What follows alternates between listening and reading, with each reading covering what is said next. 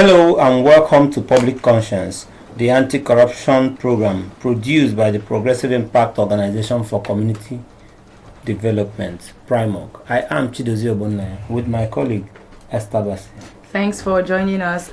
On Public Conscience, we seek to evolve a corruption-free society by drawing government and citizens' attention to corruption reports and issues for prompt democratic actions against them. We also promote integrity by amplifying rare cases of the display of honesty by public and private individuals. We appreciate the MacArthur Foundation for supporting the production of this program. In today's program, the focus is on the need to promote integrity and anti-corruption norms in Nigeria, especially as Nigeria continue to grapple with the pervasive problem of corruption over time and its far-reaching consequences on development, governance, and the society. Recall that recently Nigerians, home and abroad, took to different platforms to celebrate a hotel worker, Kekwaro Ngozi Mary, for returning $70,000 found while on duty, and another Nigerian identified as Aishatu Yanguru Nahuche, who also returned $80,000 to the owner while on Hajj pilgrimage.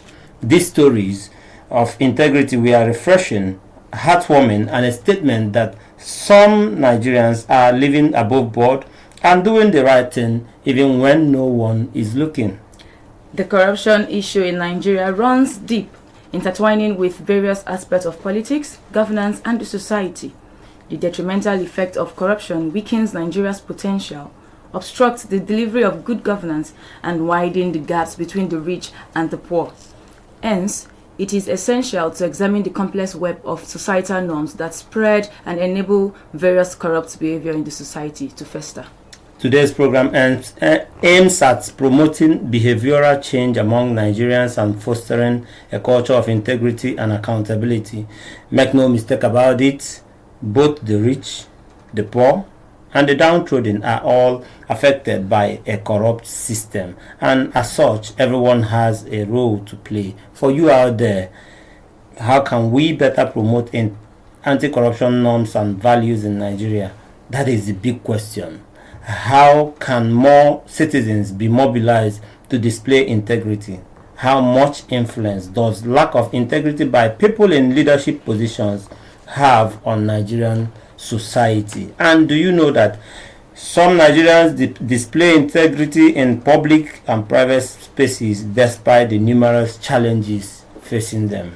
Be ready to join us through phone and text messages during this conversation. The WhatsApp phone line to send your message is 0902-265-6167. That is 0902-265-6167. Please indicate your name and your location when sending your message. This number is for messages only. Please begin to send your messages as soon as possible to 090-2265-6167. That is 090-2265-6167. We will give out the numbers to call shortly. If you just joined us, the focus is on the need to promote integrity and anti-corruption norms in Nigeria, and we join Nigerians in commending and celebrating hotel workers Kekwaro Ngozi Mary and Aishatu Yanguru Nahuche, both women in July, found and returned $70,000 and $80,000 to their rightful owners. Also in this program, we will touch on a corruption investigative report published by the Wikitimes Media Limited, indicting the management of A.D. Rufai College of Education, Legal and General Studies, Misau, Bauchi State, of extorting students in fee payment and misrepresenting the fees collected in a way that makes accountability opaque. Joining us to have these conversations is a senior program officer at Integrity Organization, Maria Gowon. Thank you for joining us. Thank you for having me. All right, we also have the co-publisher, managing editor at Wikitimes Media Limited, Ajibola Amzat. Many thanks for joining us. Thank you very much, Josie. All right, as the saying goes, and let me respect the ladies first mentality, so I will go with Maria. Go on. Let me start off with you. Once again, thank you for being part of this program. Nigerian society is believed to be suffering from moral decadence and falling standard on many fronts. So, help us understand how we got here in the first place, and what are the factors responsible for the eroding integrity of the Nigerian society. This is a weighty question. I believe that there are multiple complex factors that play into where we are today. We certainly did not get here overnight. So I know that some do argue that at the point of independence, in fact, there was a power vacuum left by the British, and that vacuum was vied for by those seeking their own personal interests, so trying to use the nation as a vehicle to only further their own gain. There were also opportunities to be swayed by other international interests who see the beginning of a nation and want to take a nation that is in a vulnerable position, and so they're looking for people who will help them with their own interests. I think in the past there were significant, very public, open failures of governance that were never corrected. So you have a citizenship that sees that anything can go in this nation, and that it really erodes that national social trust that we have in each other. This idea that Nigeria will not ever look out for me, I must look out for myself. And so I think that seeps all the way down into the social fabric of the nation. And so I think that it's developed this sort of mentality that I must survive in this country, I'm on my own, and anything goes to make sure that I and my family are okay. So I think it's a lot of compounding problems. I think that there's a social element to it. I believe that there's an economic element to it, in the sense that a lot of this is done for the sake of, looking for bread to eat. I think that there's a political element to it. It's a very complex problem. So, but the main thing is that you are linking it, you are rooting it through the colonial times. That's started from that era. I do believe that, yes, it did start even right after colonial times. Did we worsen it? Yes, certainly, absolutely. How? So I think once more that idea that people, Nigerians this time, are looking for ways in which we can further our own interests, just using the nation as a national vehicle to further our own interests. And then once more that idea of a broken social fabric, that we no longer trust each other to follow due process. It must always be, I'm doing a back-end deal type of situation. So no doubt, absolutely. All right, so let's come to Hamzat. What is your view on integrity becoming a culture in our public and private lives as Nigerians? And why do you think the conversation cannot be overemphasized? You can as well touch on how we got here in the first place. I mean, yes, I really agree with Maria about the point she made about the social factor as a contribution, the economic factor as contribution. But what I would rather add also to the point she has made is a point of not, enforcing the law, because there are laws against violations such as this. But when you realize that anytime people run foul of the law, they don't get punished, they don't get sanctioned. I mean, there are several cases of corruptions in high places with the EFCC. How many of them have spent their time in jail at the moment? How many of them are paid back to the treasury? How many of them have come back to the public to say, I'm sorry, I did wrong? And, so people don't get punished, unlike what happened in other places. In most of the democracy that we try to,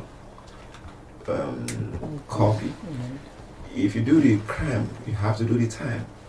But here, if you do the crime, you don't do the time. Why do you think that persists? Well, I mean, it goes back to the culture of leadership, because the leaders themselves are not accountable to the people. So if the leaders are not accountable, and then people also don't see the need why they have to account to anyone. So the culture of not accounting to one another, it's where the problem starts. People need to be able to be held accountable to be able to stop bad practice. But if people are not, held accountable for their misbehavior in public office, in private life, then that culture of corruptions and public misconduct would continue to. Your statement or your assertion is also indicting the people themselves, who holds the government to account. Correct, and that is, they said that the people get the kind of government that they deserve. So when people themselves find it difficult to select the best among themselves to lead them because of whatever mess of porridge that you get, you choose somebody that is not going to represent your interest. You just choose someone who take care of you at this moment, or sort you as a use on the streets, or give some bribes, and then those are the kind of people that you are put in the position of leadership. So automatically it's also going to count, and the quality of that leadership will also reflect on the society. So as Maria said, everything is a web, and it's all connected to one another. Let me take you back a little bit to our foundations, our roots, because we have this culture of, if you stole something and come back to your community, correct, your family will disown you. What happened to those values and norms? So, and that's a very good point you made, because right in the past, I mean, as a family member, you cannot just bring whatever to your home and your parents will not question you. Sure. I mean, many of us, saw that happen at a particular time. But as the society, as Nigerian society continues to progress, you begin to see that no longer matters. A child can bring whatever home and nobody questions that child. And that's the attitude that people take into public office.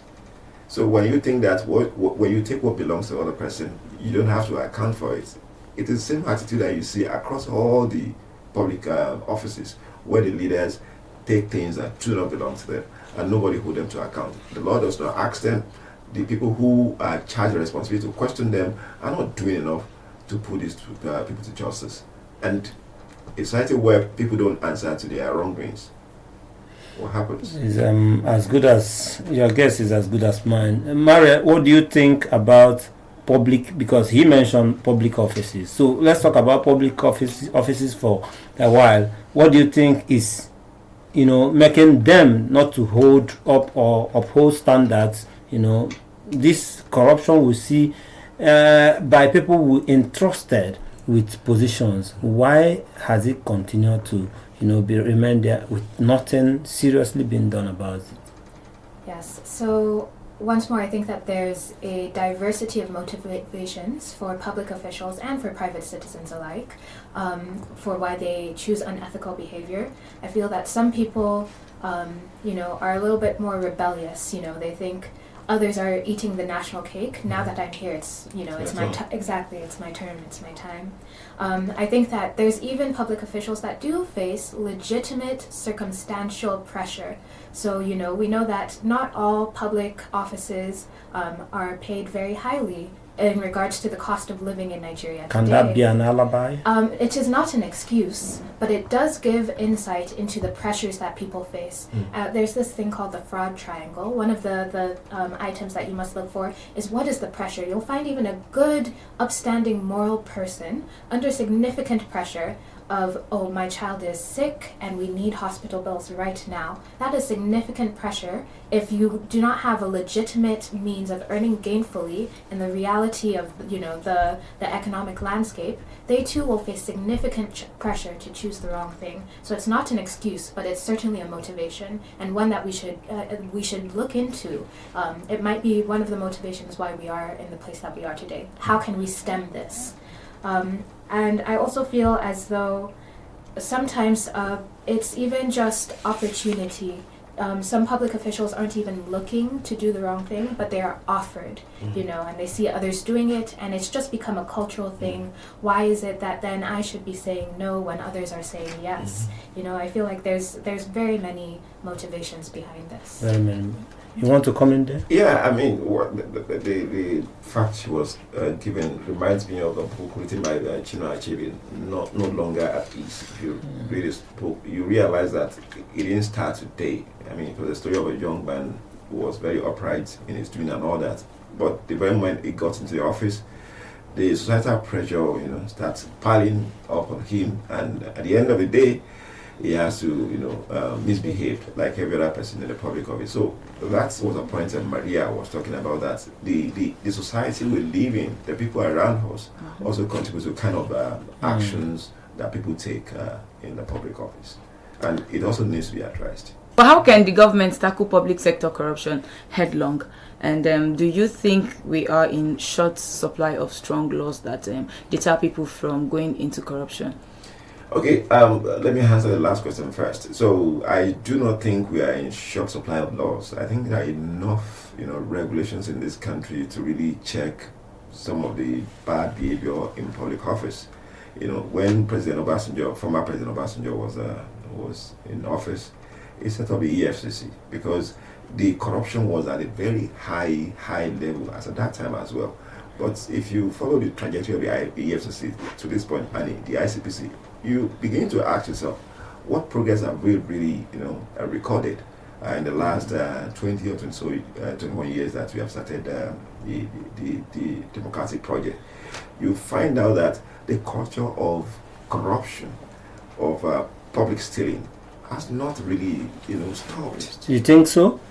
See, is there an impact? Like, are we? Yeah. The forming EFCC and other ICPC, agencies reduce corruption. When you look at the number of cases that the EFCC is handling at the moment, and the number is rising, and that's why you begin to ask yourself that if the EFCC is doing the work and they're getting results, why should the number of the cases of corruption in public office is rising?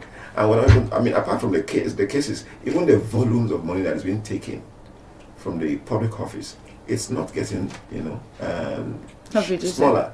If those ones who, monitor the presidency of President Buhari in the last 8 years, this was a presidency that we think that it's going to really, put corruptions at a lower level. But what happened after 8 years?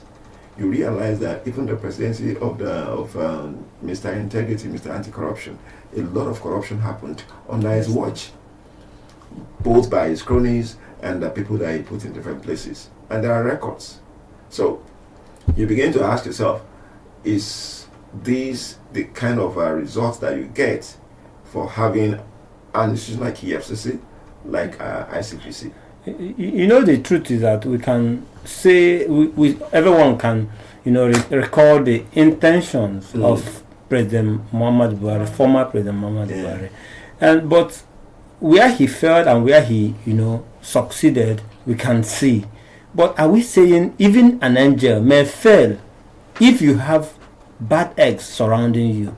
So let's touch on the human beings. The system is built up by human beings, Nigerians. So the president is at the helm of the affairs, is at the pinnacle of the pyramid. But those along that will help him drive the economy and his policies, if they are not upright, we are still going to sing the same song. So what are we doing about the impact of corruption on the side of the citizens? Because there should be reawakening. We should do a lot as citizens to promote corruption, anti-corruption norms. That is only way where we will help the government. See, Chidiozie, I think, fundamentally speaking, I think the system is still very flawed at the moment. Because if you keep, focusing on individuals, you might not get much result. But if you tighten the system, and there are different ways that the president could have done that. You have the Freedom of Information Act. That law says that whatever information in public office that's being kept by the public agency should be in the public domain. So including the information about how much you get for a contract, how was the contract executed. If those documents were supposed to be made in public domain in the first place, that would put the fear of the Lord to anybody who wants to make those kind of information secret. The Public Procurement Act law. The law protects or prevents public officers to make sure that they don't violate certain processes of contract. But those laws are observing breaches. So if the laws are enforced properly, you don't need to even bother so much about humans. Once you break the law, then you serve the time. It's as simple as that. Consequence for actions. All right, so let's come to Maria. Let's link this to religion and the moral scale. So why do you think, or why do we still see Nigerians on the path of low integrity despite the number of religious houses? We Nigerians, we are religious people. Absolutely. So there is a divide between our morals and our actions, our behaviors. I think that one of the critical issues, as has been stated several times, is this idea of consequence management. So it's one thing to hold, something true for yourself. It's one thing to try and apply it in the reality of the landscape today, especially when there's no other framework to guide your behavior, no consequence for your actions. So I do think that there's a divide between the morals that we say that we hold and our actions. Let's just turn our attention a little bit. We'll come back to the integrity discussions we're having. These all in the mix.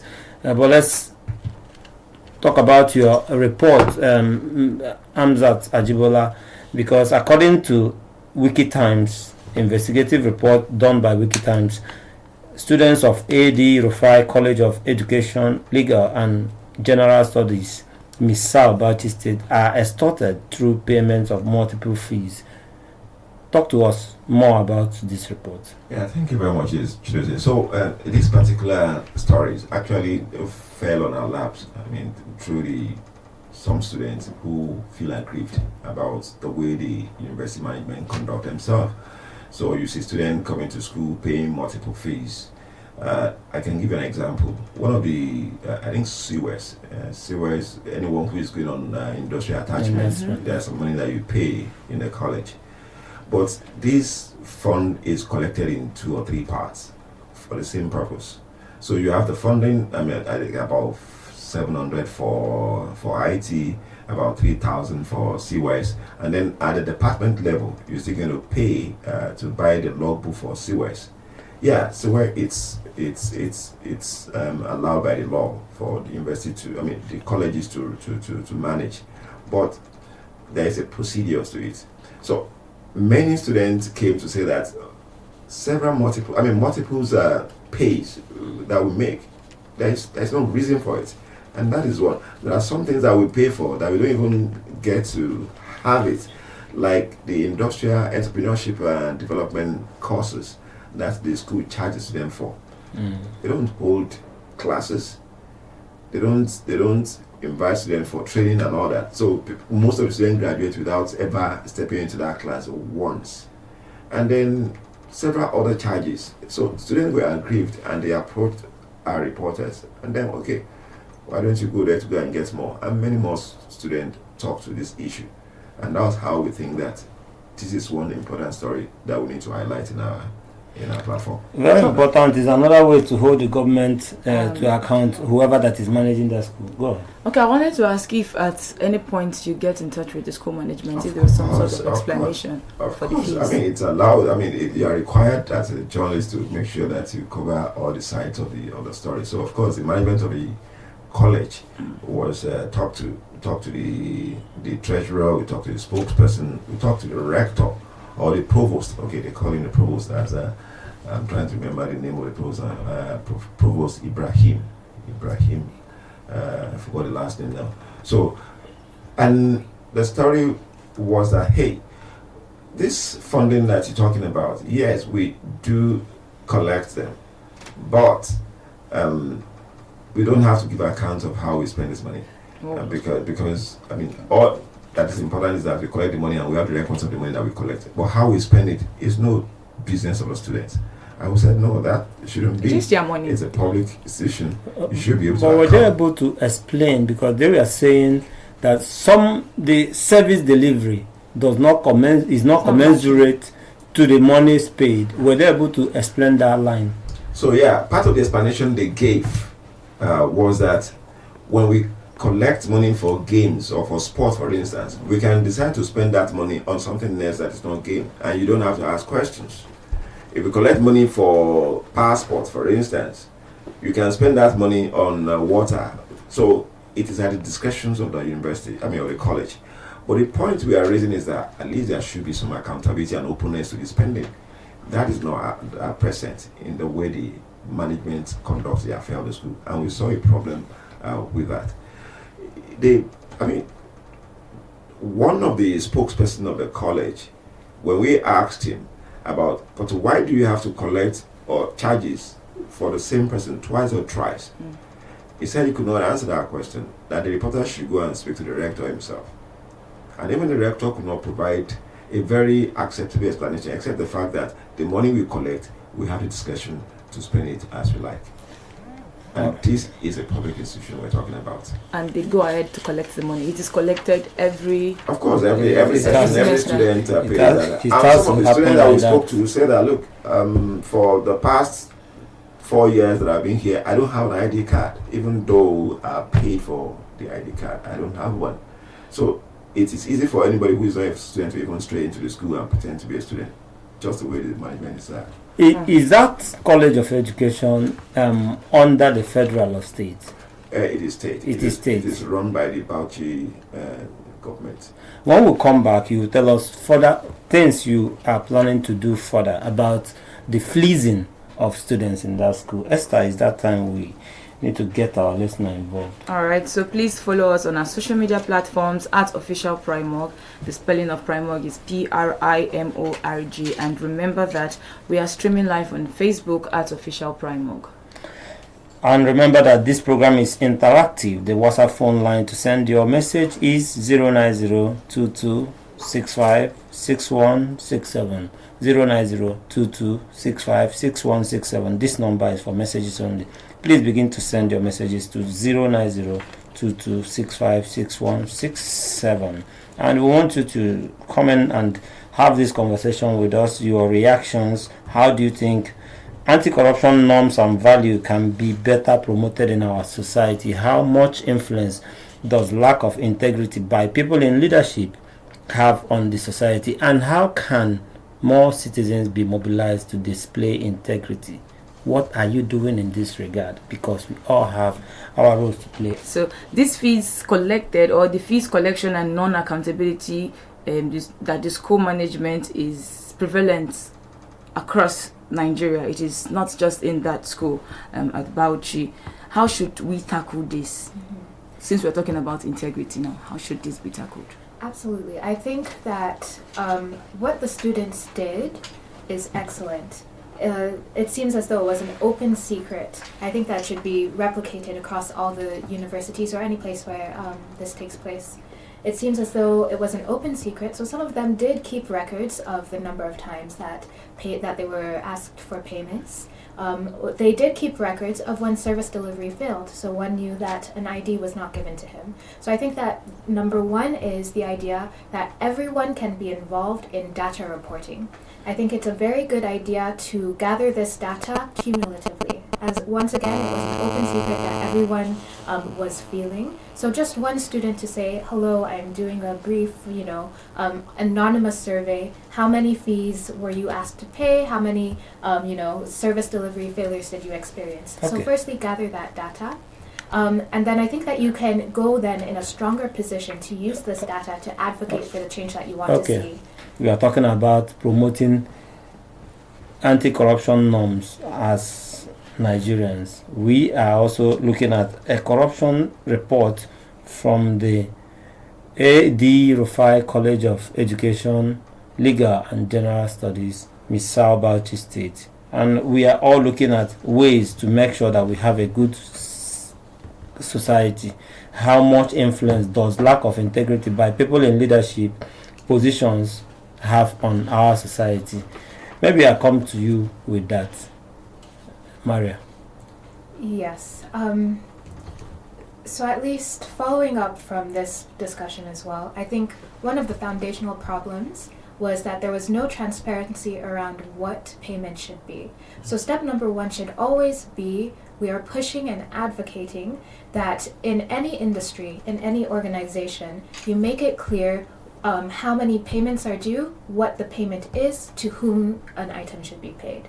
Or even, it doesn't have to be necessarily a payment, it can be a process. What is due process? So number one is advocating for transparency of what the right procedure should be done, so that people can understand when there's a breach in that proper procedure. Oh. Yes. So just in addition to Maria's point, the FOI law that I mentioned, there are several states in Nigeria that have not domesticated that law, and a lot of our civil society groups have been making case that every state in Nigeria should have that law, because if you have the FOI law domesticated, what it makes happen is that public institutions like the college, A.D. Rufai College of Education, would have a transparent process.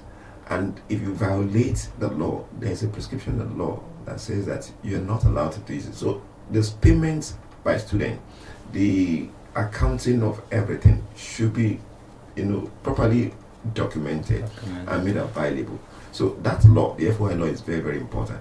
There's a public procurement law. That law also, every state of federation has it. But like I mentioned before, most of these laws are observed in breaches. And that's why we need to call the governor of Bauchi State. That is Governor. I was coming to ask you what they are doing about that, Bala Mohammed. So what are you doing about it as a follow-up to the investigation? What will it be? What steps are you taking to ensure that at least this fleecing of students is put to an end? We are journalists. We're not advocates. So we can only do our report and just put it there. So we expect the civil society groups and other interest groups to pick up this issue and demand explanation from the leadership of that school why they have to go that way. And even the governor himself has to provide some explanation or take some action. But you see, we don't expect so much. You know why? If you read that story, towards the end of the story, there was a point we made there that the governor himself, the allocation to the college, when you look at it from 2019 to date, the total amount that were budgeted for that school is is about 5.9 billion, for 5 years.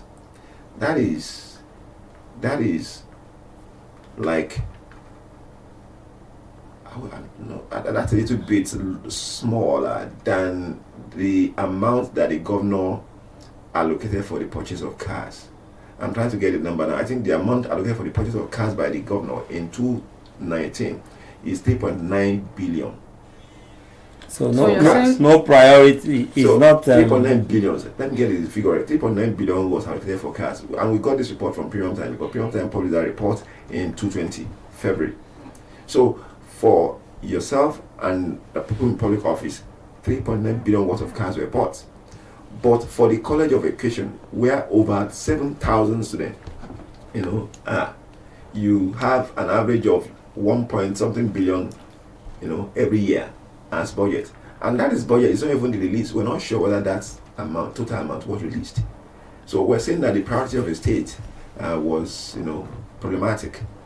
And that is why we find it even difficult to expect too much from Governor Bala Mohammed. Are we justifying the fact that underfunding of the College of Education eventually led to the extortion of students? No, that's a separate issue. There are two issues. The one issue is that the college is underfunded, but the other issue is that even the funding that is available to the management of the college was not, managed in a transparent manner.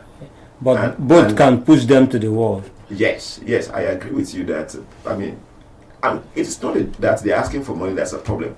It is not accounting for the money properly and not providing for the service for which they collect money for. That's the issue here. So the students are not even worried that they pay so much. Mm-hmm. What they are worried about is that we are not getting service for what we pay for.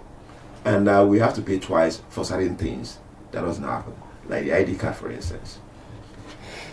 Citizens, we have to rise up to the occasion, at least the demand. Now that they spoke to WikiTimes reporters, we are talking about it and we are positive that something may just happen. But let's begin to look at how we can curb this. Maybe we should start from, because anyhow we go about it, let's start from the home front. How do we, as a people, how do we start this projecting and promoting anti-corruption norms?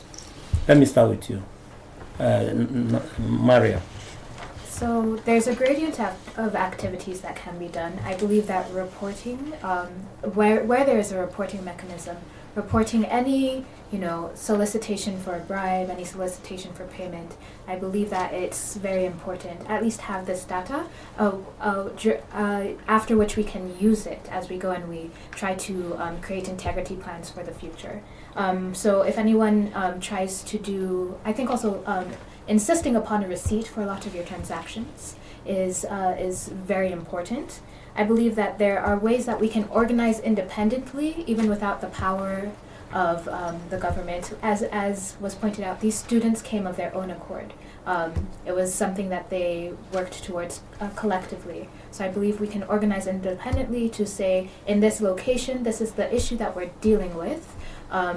Here's the data that we've collected. Once you collect the data, going to the appropriate powers, whether it's Bureau of Public Procurement, whether it's the governor in this case, to say this is the data that we have collected. What is your response to it, as well as leveraging, I believe leveraging social media as well to galvanize the public to know what is happening. Because I feel once there is enough noise, that's when people start to pay attention. Enough noise. Yes. How can we galvanize from the family system, from the family setting, encourage anti-corruption norms? Yeah, and it reminds me of the story of one other guy, I think it's Husman, who also was reported to have found $10,000 and reported it. I think that happened last year. And I remember when he was interviewed as, how were you able to, go back and return this money? The answer he gave? He said, look, from childhood, my father usually told me that anything that does not belong to you, you mustn't take it. Even if there is no one around, you must not take what does not belong to you. And then secondly, he said, he's a Muslim. And Quran, Hadith, and all that, instructed a Muslim not to take what does not belong to you. So when society pay attention to the development of child, from home, when parents, continuously tell their wards that certain things are not good behavior and you should not do it, I think it starts from there. So all parents, we have a duty, because to build a nation, you have to build a home first. So we have a duty to make sure that our children, when they leave home or at home, they conduct themselves very well. That is a duty that I think every parent needs to ensure that they carry out all the time. And then our religious places also have a role to play. I believe we've been playing that role already, but there's still more to do. And like I always tell my colleagues at work, that at every sphere of our life, ethics needs to be taught to people, regardless of whatever space you are, whether you are in school, whether you are at work, the ethics of what you're doing. There's ethics of journalism that you're practicing. There's ethics. So the behavior, how do we behave in public and privately, that should be part of our educational curriculum. Do you think the emphasis is low on that, on teaching ethics these days? I think so. And you can easily understand when you look at different professionals, how come a lot of money are disappearing, public money are disappearing, and people, different professionals are involved. Accountants are involved, auditors are involved, lawyers are involved, politicians are involved, and you begin to wonder, what does the ethics of your profession teach you about some of these things that is happening that you're not, being answerable for? So I think we need to take the issue of ethics very seriously at different levels. I quite agree with you. For you out there listening to us, what prevents you from standing up against corruption when you are confronted in your daily life? Why do we not say no to critical times? Okay, when our moral standards are tested every day out there, people are tested. People see money and pick it without, they know the owner, they will just pick it and walk away. It takes a lot of courage to return money. It takes a lot of courage to also resist bribe. So why are citizens not resisting this? Why are they compromising moral standards when they are tested? Maybe we should start looking at... Now, I wanted to ask that, because we have a new administration, new ministers, everything is new, and we are looking forward to a great 4 years, Now, my question is, what advice would you give to President Tinubu on the need to promote anti-corruption norms under his watch? I mean, Buhari tried, but what advice are you giving to Tinubu? Yeah, that's a very, very good question. Well, before I get to that question, let me respond to points that Chidozie was making about Nigerians being corrupt and not. See, there was a survey that Daily Trust did, I think, a couple of days ago, after the story of Mary broke. They sampled some Nigerians and they asked them, if you were the one who found $70,000 in a hotel, what would you do? And guess what? Majority of people who actually spoke said that they were going to return it. And I've read several stories of people, Nigerians, even Nigerians abroad, there was a guy in UK who found 1,005 pounds, from in a wallet belonging to him, and they returned it. So there are stories of good Nigerians everywhere. So we should not be hopeless that things are going bad. I mean, good things are happening, and there are good people around here. And then to your questions about President Tinubu, see, like I mentioned, I think it is in building the system that can actually make this government to be better than the previous one. The previous system did not sustain a very strong system. And how do you? There are laws that can help us, build a very strong system. The FY law is there. The Public Procurement Act law is there. The Code of Conduct Act is there. See, those three laws are very, very good laws that if any government wants to stop corruption next day, just make sure that those laws are enforced, and then you see a better Nigeria. And I can explain how those laws could actually work if we have time. It's good to also mention, like you said, many Nigerians out there are displaying integrity in their own corners, little corners. We may not see them. Like the ones we see, we try to talk about it. Like the lady that returned 70,000, the hotel worker, Mary Ngozi, and as well the lady going on pilgrim that saw $80,000. We are very proud of these, display of integrity, because they could have kept this money and nobody will know. Those monies were actually forgotten. Like the person is a lost but found money. So we commend them, and we'll also use it to encourage Nigerians out there. But let me get your take, Naomi, because Maria, sorry. Let me get your take on government policies and plans that will promote, integrity, and what you expect from President Tinubu to do in that regard. Absolutely. So I do agree that we do have enough policies. Even the national ethics and integrity policy is in place. So I think at this point, I very much agree that the issue is enforcement.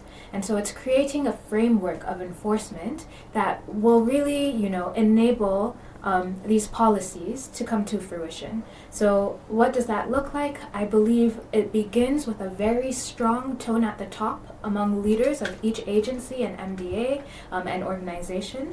I believe ethical training and integrity training that is practical to the industries that they work in is very important.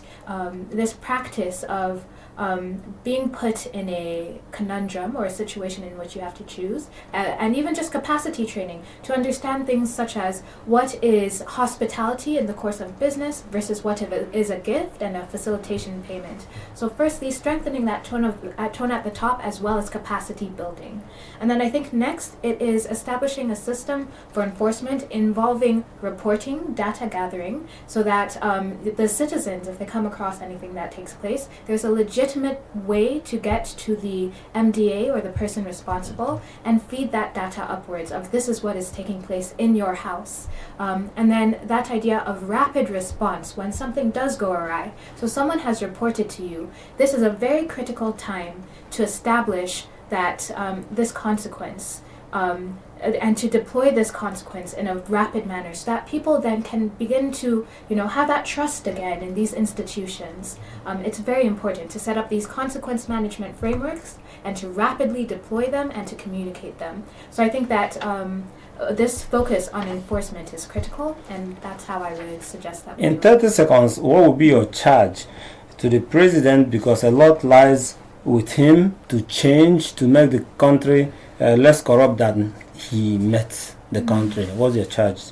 30 seconds. Yeah, okay, do. I was going to say, perhaps, do you have 30 seconds? Yeah. Yeah, like I said, there are frameworks already in place.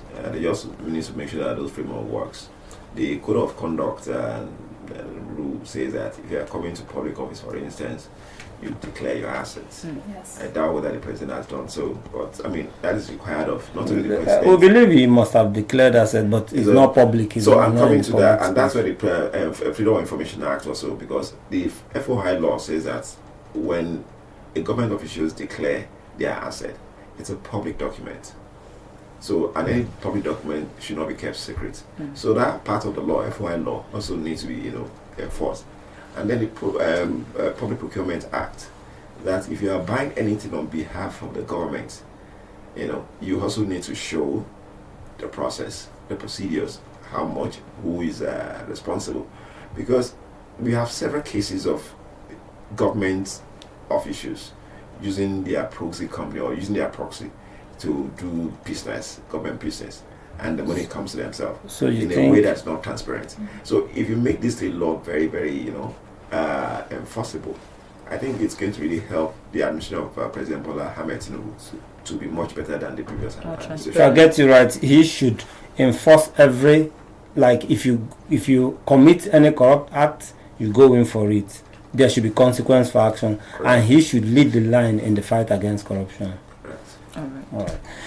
We have to thank you so much, gentlemen and lady. It's been a robust discussion this morning. It's about integrity, the government, the citizens. We all have different roles to play. True. I agree with you, Dozie. And for you out there, please visit our news website, primognews.org. That is primognews.org. For all the details of our reports and interviews, visit our website, www.primog.org, to get all the information about Primog. And you can watch our videos on Primog TV, our YouTube channel. Please subscribe to get reminders when we have a new post. We appreciate our guests, Senior Program Officer at Integrity Organization, Maria Gowon. Thank you for coming. And co-publisher, managing editor at Wikitimes Media Limited, Ajibola Amzat. Thank you for joining us. Thank you very much, Lily. Thank you, Esther. And thank you for all and every other person that watched us and listened to us this morning. Public Conscience has the support of the John D. and Catherine T. MacArthur Foundation, committed to building a more just, verdant, and peaceful world. Get more information about the foundation on its website, macfound.org. Join us again here next week for another episode of Public Conscience, and remember to follow us on Facebook, Twitter, and Instagram at Official Primog. I am Esther Bassi. Remember that birth registration and birth certificate are both free if your child is under 18. Help stop the corruption in birth registration and do not pay for birth certificates. Also remember that you can give us information or hints about corrupt acts through our phone at 090-2265-6167 or info@primog.org. I am Chidozie Obonnaya. Stay safe.